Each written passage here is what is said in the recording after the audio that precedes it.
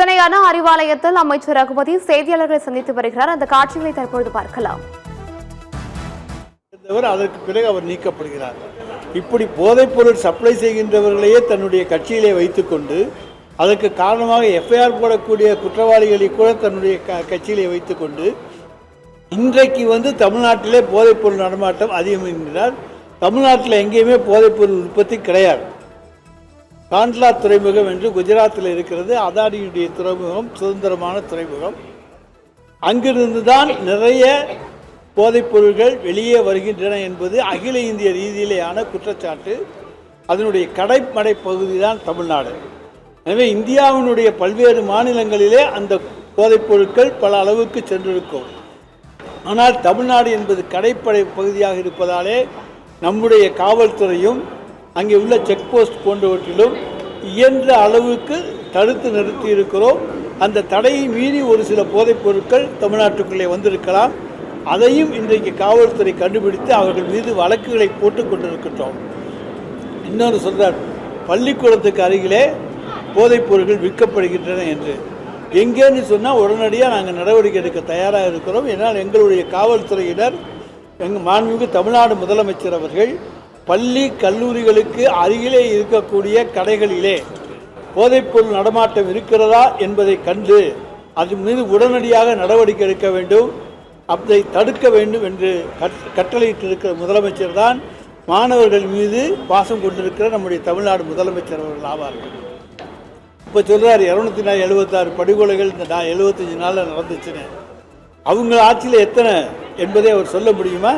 10 ஆண்டு கால ஆட்சியிலே எத்தனை படுகொலைகள் என்பதை எங்களுடைய டிஜிபி புள்ளி விவரத்தோடு சொல்லியிருக்கிறார். அந்த புள்ளி விவரத்தை மறுத்து ஏதாச்சும் புள்ளி விவரத்தை எடப்பாடி சொல்லியிருந்தால் அது நியாயம். உங்கள் ஆட்சியில் இத்தனை படுகொலைகள் நடந்திருக்கின்றன என்பதையும் ஒவ்வொன்றையும் புள்ளி விவரத்தோடு ஒவ்வொரு ஆண்டுக்கும் சொல்லியிருக்கின்றோம். எனவே அதிமுக ஆட்சியை விட இன்றைக்கு சட்டம் ஒழுங்கு காப்பாற்றப்பட்டு மக்கள் பாதுகாக்கப்பட்டு பாதுகாப்போடு இருக்கிறார்கள். இன்னைக்கு பெண்கள் மீது இன்றைக்கு திடீர்னு என்று பாசம் எடப்பாடி பழனிசாமிக்கு வந்திருக்கு. ஏன்னா சர்வேக்களில் நாங்கள் சர்வேயை நம்புவதில்லை, ஆனால் சர்வேயில் 80% பெண்கள் திராவிட முன்னேற்ற கழக கூட்டணிக்குத்தான் வாக்களிக்கப் போகிறார்கள் என்கின்ற தகவல்கள் வருகின்றன. எனவே பெண்கள் ஓட்டுக்களை தடுக்க வேண்டும். ஒன்றிய பாஜக அரசுக்கு எப்போவுமே இந்த 100 நாள் வேலையெல்லாம் பிடிக்காது.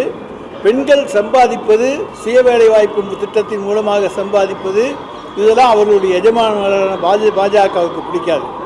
எனவே இருவரும் இன்றைக்கு சேர்ந்து இன்றைக்கு தமிழ்நாட்டிலே பெண்களை அச்சப்படுத்துகின்ற வகையிலே ஏதோ பெண்களுக்கு பாதுகாப்பு இல்லை என்பதைப் போல ஒரு போலி நாடகத்தை உருவாக்க முயற்சிக்கிறார்கள். அது தடுத்தறியப்படுகிறது, தகர்த்தறியப்படுகிறது. ஏனென்றால் நாங்கள் பார்க்கின்ற ஒவ்வொரு இடத்திலும் இரவு 11 மணியானாலும் பெண்கள் பேருந்திலே இறங்கி நடந்து கிராமத்தில் செல்லுகிற காட்சியை காணுகிறோம். எனவே நீங்களும் பத்திரிகை நிருபர்கள் இருக்கிறீர்கள், எந்த ஊருக்கு வேண்டும் என்றாலும் போய் பார்த்து கொள்ளலாம். ஆனால் ஒரு சில சம்பவங்கள் அங்கங்கே நடந்திருக்கலாம். ஆனால் அதை எங்களுடைய காவல்துறை உடனடியாக கண்டுபிடித்து உரிய நடவடிக்கைகளை எடுத்துக்கொண்டு வருகின்றோம். விழிப்புணர்வோடு இந்தியாவிலே பணியாற்றுகிற காவல்துறை தான் நம்முடைய தமிழ்நாடு காவல்துறையாகும். அது எடப்பாடி பழனிசாமிக்கு மறந்து போய்விட்டது. அப்புறம் அவர் பிரச்சார பயணத்தை தொடங்கினார். கடந்த மாதம் ஒரு 3-4 நாள் பிரச்சார பயணம் போயிட்டு நிறுத்திட்டார். ஏன்னா அதிலேயும் தோல்வி.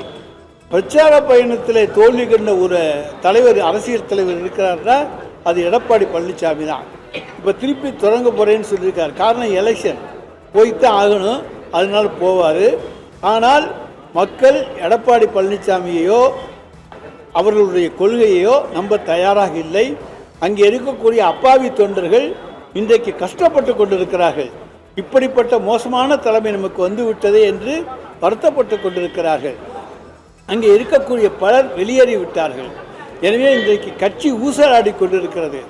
எனவே எப்பாடுபட்டாவது தன்னுடைய கட்சி தலைவர் பதவியை, பொதுச் செயலாளர் பதவியை தக்க வைத்துக் கொள்ள வேண்டும் என்கின்ற ஒரே இலக்கோடு தான் அவர் இன்றைக்கு அதிமுகவை நடத்தி கொண்டிருக்கிறார்.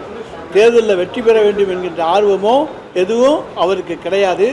அவரை பொறுத்தவரைக்கும் ஒரே ஒற்றை இலக்கம் எதிர்க்கட்சி, அதாவது அதிமுகவுக்கு தான் தலைவராக பொதுச் செயலாளராக இருக்க வேண்டும். அதுபோல் நிறைய புதிய போட்டியாளர்கள் வந்திருக்காங்க. அதனால் அது அவருக்கு அதிருப்தி அடைஞ்சிருக்காரு. அவங்க நம்மளோட போயிட்டு எதிர்க்கட்சி தலைவர் பதவி நமக்கு இல்லாமல் செஞ்சிடுவாங்களோ என்கின்ற அச்சம் இன்றைக்கு எடப்பாடி பழனிசாமிக்கு வந்திருக்கிறது. எது எப்படி ஆனாலும் எங்களை பொறுத்த வரைக்கும் நாங்கள் ஒன்றை மட்டும் உறுதியாக சொல்லுகிறோம்.